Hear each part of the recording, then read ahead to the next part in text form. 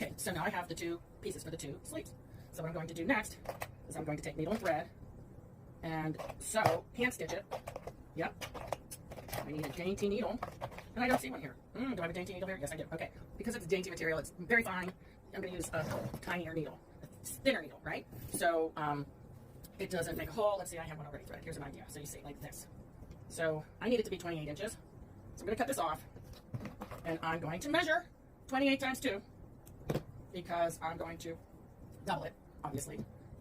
And that's how long it will be. And then I will pin it to the circumference of the armhole and sleeve, and then I will hand stitch it in.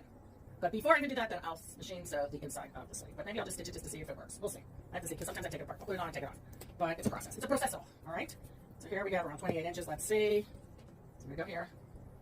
And really the key is in the measurements. You have to measure it. If you don't measure it, like I said, bigger is better. There's 28. Okay, now we're going to get 28 more. And I can use this measurements even more, like maybe an inch more, because I'm going to tie it knot. So let's go 28 and a half. It's real scientific how Miss Virginia does it, right? But it works for me. It works for me, for one. So here we go. Now you get to watch me try to do this, but I know I could do it. My grandfather was a Singer sewing machine repairman and a salesman.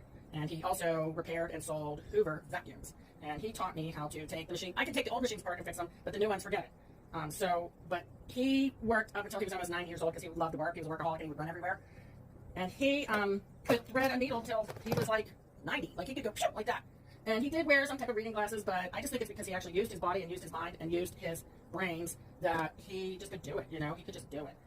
So now I'm going to take this. So you're like, what's going on with this? How do you even know what's going on? So I'm going to go like this, doubling it in half, and I'm going to go 14 inches from the center out because that's half of 28. The mathematics are there. See, I'm so mathematical. But here we go. All right.